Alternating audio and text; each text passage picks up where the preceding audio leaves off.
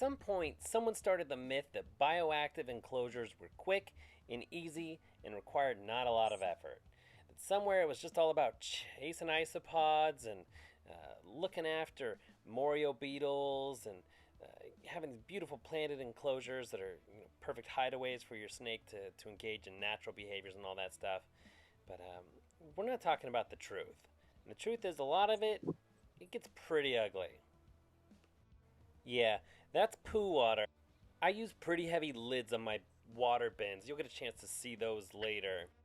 But right now, I want to take the time to thank those of you who have joined me on Patreon.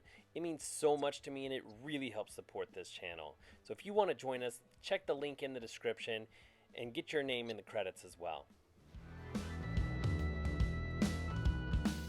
But like I was saying, there's this misconception out there that somehow bioactive enclosures are easier to take care of. So I want to show you just a little bit of the work that it takes for me to do this. Now I'm going to speed some of this up, but the whole run time for just changing the water in these two enclosures runs about 32 minutes. Now what I'm doing here is I'm taking this water from the enclosure and I'm using it to water the plants. That's because it is loaded with fertilizer from the poop and it is pure gold. Now it's going to take a while to do that, so I'll speed through this. That water is some of your best water that you're going to come across. Now I want to take this time to show you some of the plants I have, but you can see some peperomia and calathea and anthurium right up front, another anthurium in the back. Here's a little bit of a slower look through all of it. I really love this Margravia vine that I just put in there. There's also a little fern that I'll plant later in this as well.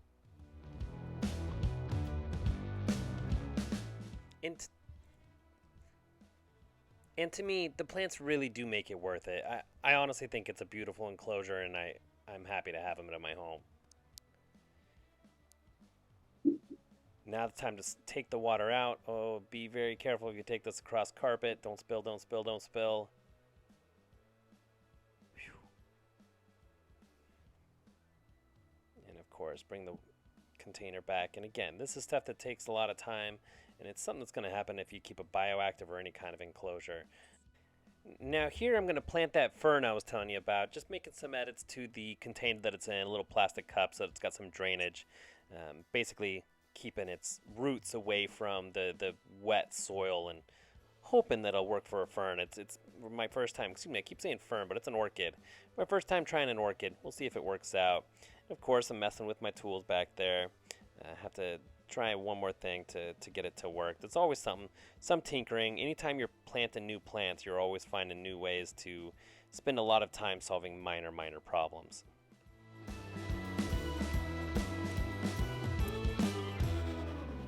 And we fill it back up. Big containers of water take a lot of water to fill up. It's not rocket science.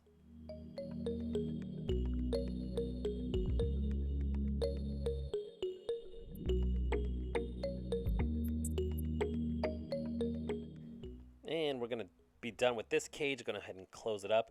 Now we're going to move down to the second cage.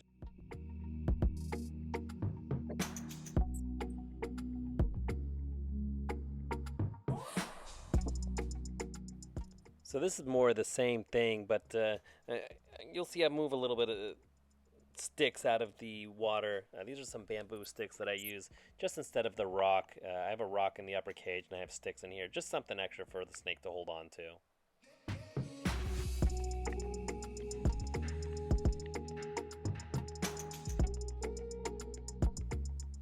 And here I've got to break off some of the dead heads of the flowers, and I saw something pretty interesting. There was an interesting little critter right here in front of me.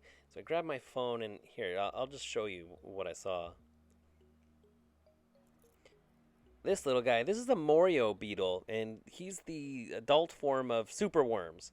So I put some superworms in there as cleaners, and they've molted and grown and mutated into adult Morio worms, and they're actually thriving as cleaners. And he was actually up here eating some of the dead flowers of this calathea, which I thought were really cool.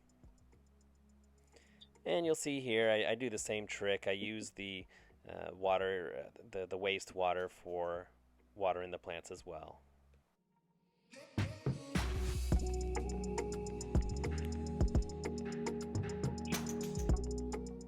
See that? That is liquid gold.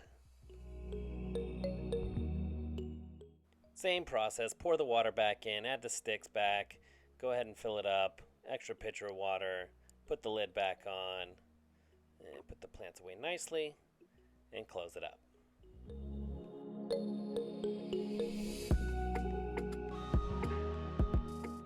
Of course, plants don't need just water in the roots. A lot of these are tropical species and you need to get that ambient humidity.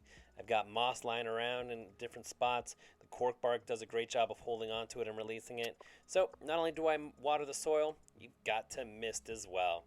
So just another step in Bioactive. You got to water the plants and you got to keep the air humid as well. And if that wasn't enough of a curveball, you've also got to worry about fungus. That's right, I'm actually going to scrape some of the mycelium that's leaked out of the seals of my enclosure.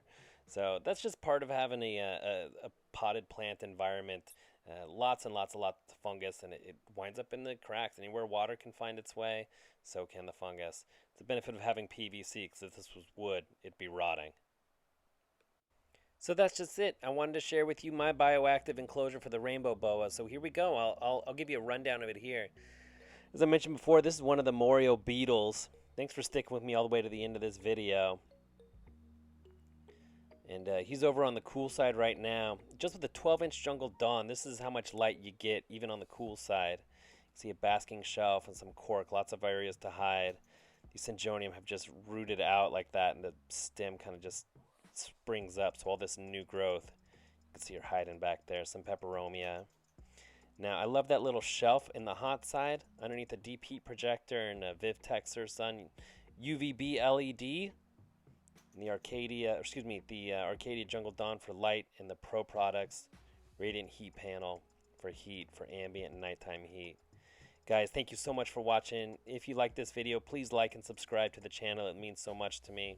We'll see you for the next time. Thank you again. I'm going to zoom out and see the whole enclosure.